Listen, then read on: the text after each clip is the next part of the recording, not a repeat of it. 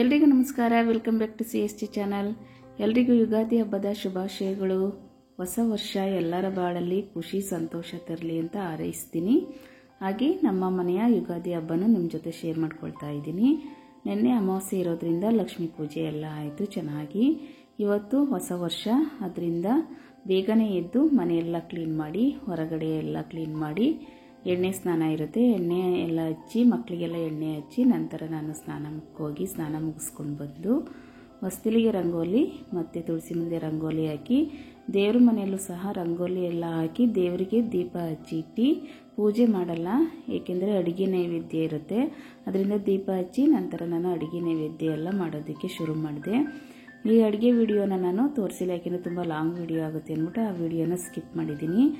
ಇವತ್ತು ದೇವರಿಗೆ ಅಡುಗೆ ನೈವೇದ್ಯ ನಮ್ಮ ಮನೇಲಿ ಮಾವಿನಕಾಯಿ ಚಿತ್ರಾನ್ನ, ಹೋಳಿಗೆ, ಅನ್ನ, ತೋವೆ, ಮೊಸರನ್ನ, ಚಿತ್ರಾನ್ನ, ಬಜ್ಜಿ ಮತ್ತು ಪಾಯಸ ಇರುತ್ತೆ. ಇಷ್ಟು ನಾವು ಯುಗಾದಿ ಹಬ್ಬಕ್ಕೆ ಅಡುಗೆ ನೈವೇದ್ಯನ ದೇವರಿಗೆ ಮಾಡಿ ನಂತರ ಪೂಜೆ ಎಲ್ಲ ಮುಗಿಸ್ಕೊಂಡ್ವಿ. ದೇವರಿಗೆ ಮುಖ್ಯವಾಗಿ ಇವತ್ತು ನಾವು ನೈವೇದ್ಯನ ಬೇವು, ಬೆಲ್ಲ, ಬೇವಿನ ಹೂವು ಮತ್ತು ಕಡಲೆ ಇಷ್ಟು ಮುಖ್ಯವಾಗಿ ಇಟ್ಟು ದೇವ್ರ ಮುಂದೆ ಪೂಜೆ ಮಾಡಿ ನಂತರ ದೇವ್ರ ಪೂಜೆ ಎಲ್ಲ ಆದ ನಂತರ ನಾವು ಖಾಲಿ ಹೊಟ್ಟೆಯಲ್ಲಿ ಈ ಪ್ರಸಾದನ ಸೇವಿಸಬೇಕು.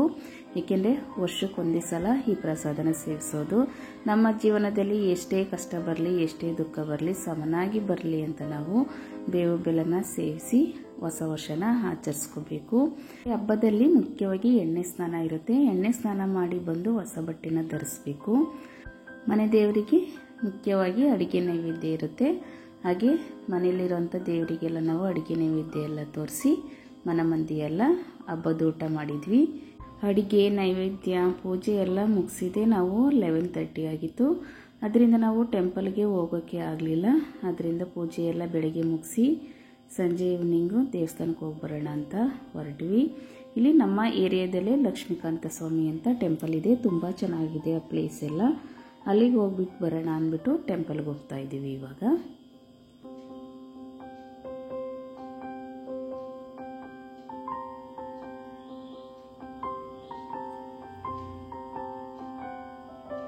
ಈವ್ನಿಂಗು 6 o'clock ಆಗಿತ್ತು. ನೋಡಿ ತುಂಬ ಚೆನ್ನಾಗಿದೆ ವೆದರ್ ಇವಾಗ. ಇಲ್ಲಿ ಲಕ್ಷ್ಮೀ ನಾರಾಯಣ ದೇವರಿದ್ದಾರೆ. ಬನ್ನಿ ದೇವರ ದರ್ಶನ ಮಾಡ್ಕೊಂಡು ಬರೋಣ.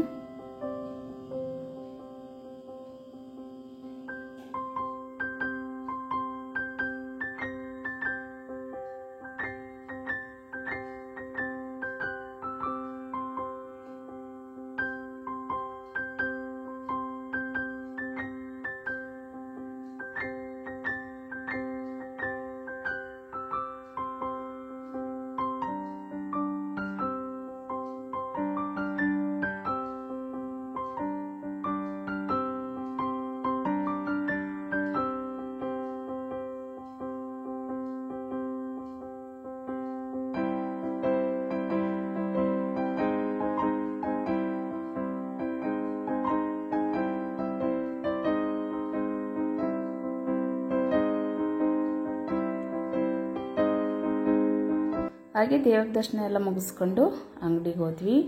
ಏಕೆಂದರೆ ಯುಗಾದಿ ಹಬ್ಬ ಆಗಿರೋದ್ರಿಂದ ಹೊಸ ವರ್ಷ ನಮಗೆ. ಹೊಸ ವರ್ಷದ ದಿನ ಯಾವುದಾದ್ರು ಒಂದು ಪದಾರ್ಥ ತಂದರೆ ನಮಗೆ ಹೆಚ್ಚುತ್ತಂತೆ. ಹಾಗೆ ನಾವು ವರ್ಷ ಮನೆಗೆ ಯಾವುದಾದ್ರು ಒಂದು ಪದಾರ್ಥ ತೊಗೊಂಡು ಬರ್ತೀನಿ. ಇವು ಚಿನ್ನ, ಬೆಳ್ಳಿ, ಹಿತ್ತಾಳೆ, ತಾಮ್ರ ಇಷ್ಟು ಪದಾರ್ಥಗಳಲ್ಲಿ ಯಾವುದಾದ್ರೂ ಒಂದು ಐಟಮ್ಸ್ ನಾವು ತೊಗೊಂಡು ಬರ್ಬೋದು. ಏಕೆಂದರೆ ಹೊಸ ವರ್ಷ ಆಗಿರೋದ್ರಿಂದ ನಾವು ಯಾವ ಪದಾರ್ಥ ತರ್ತೀವಿ ಅದು ಹೆಚ್ಚುತ್ತೆ ಅಂತ ಹೇಳ್ತಾರೆ. ಅದಕ್ಕಾಗಿ ನಾನು ಇವತ್ತು ಒಂದು ಜೊತೆ ದೀಪ ತೊಗೊಂಡು ಬಂದೆ. ವರ್ಷನೂ ಅಷ್ಟೇ ನಾನು ದೇವ್ರಿಗೆ ಸಂಬಂಧಪಟ್ಟಾಗೆ ಯಾವುದಾದ್ರು ಒಂದು ವಸ್ತುನ ಮನೆಗೆ ತೊಗೊಂಡು ಬರ್ತೀವಿ. ಹಾಗೆ ಹೊಸ ವರ್ಷ ಆಗಿರೋದ್ರಿಂದ ಅವರವ್ರ ಶಕ್ತಿಗೆ ಅನುಗುಣವಾಗಿ ಚಿನ್ನ ತಗೊಳ್ತಾರೆ, ಬೆಳ್ಳಿ ತಗೊಳ್ತಾರೆ. ನಮಗೆ ಏನು ಇಷ್ಟ ಆಗುತ್ತೆ ಆ ಪದಾರ್ಥನ, ಒಂದು ಪದಾರ್ಥನಾದರೂ ಸಹ ನಾವು ತೊಗೊಂಡು ಬರಲೇಬೇಕು ಮನೆಗೆ. ನಾನು ಆ ದೀಪನ ಅವತ್ತೇ ಹಚ್ಚಲಿಲ್ಲ, ಏಕೆಂದರೆ ಮಾರ್ನಿಂಗ್ ಶಿವನ ಪೂಜೆ ಇರೋದ್ರಿಂದ ಮಾರ್ನಿಂಗ್ ದೀಪ ಹಚ್ಚೋಣ ಅಂದ್ಬಿಟ್ಟು ಇಡ್ತೆ. ಮತ್ತು ಅವತ್ತು ಸಂಜೆ ಚಂದ್ರನ ನೋಡೋ ಪದ್ಧತಿ ಇದೆ. ಚಂದ್ರನ ನೋಡಿದರೆ ತುಂಬ ಪುಣ್ಯ ಬರುತ್ತೆ ಅಂತಾರೆ. ಅದಕ್ಕಾಗಿ ನಾವು ಚಂದ್ರನ ನೋಡಿದ್ವಿ. ಮೋಡ ಇರೋದ್ರಿಂದ ಚಂದ್ರ ಕಾಣಿಸ್ಲಿಲ್ಲ. ಇವತ್ತು ಮಾರ್ನಿಂಗು ಮಂಡೇಲಾಗು ಇವತ್ತು ಸೋಮವಾರ ಆಗಿರೋದ್ರಿಂದ ನಮ್ಮ ಮನೇಲಿ ಶಿವ ಪೂಜೆ ಇರುತ್ತೆ. ನೋಡಿ, ಹೊಸ ದೀಪ ತಂದಿದೆ, ಅದನ್ನು ಚೆನ್ನಾಗಿ ವಾಶ್ ಮಾಡಿ ದೀಪ ಬತ್ತಿ ಹಾಕಿ ಎಣ್ಣೆ ಹಾಕಿದ್ದೀನಿ. ಈಗ ದೀಪ ಪೂಜೆ ಮಾಡ್ಕೊಳ್ಳೋಣ. ವರ್ಷನೂ ಹಂಗೆ ನಾನು ಆಲ್ಮೋಸ್ಟ್ ದೀಪಗಳನ್ನೇ ತರ್ತೀನಿ.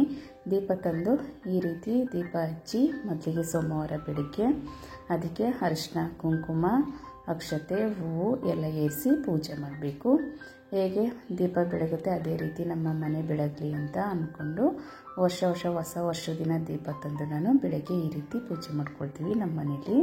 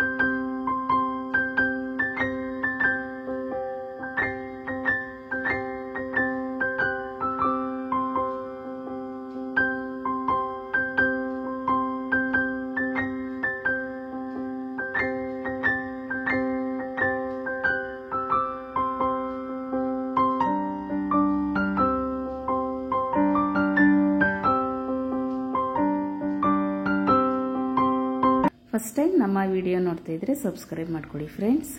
ಲೈಕ್ ಮಾಡಿ, ಶೇರ್ ಮಾಡಿ, ಕಮೆಂಟ್ ಮಾಡಿ. Thank you for watching.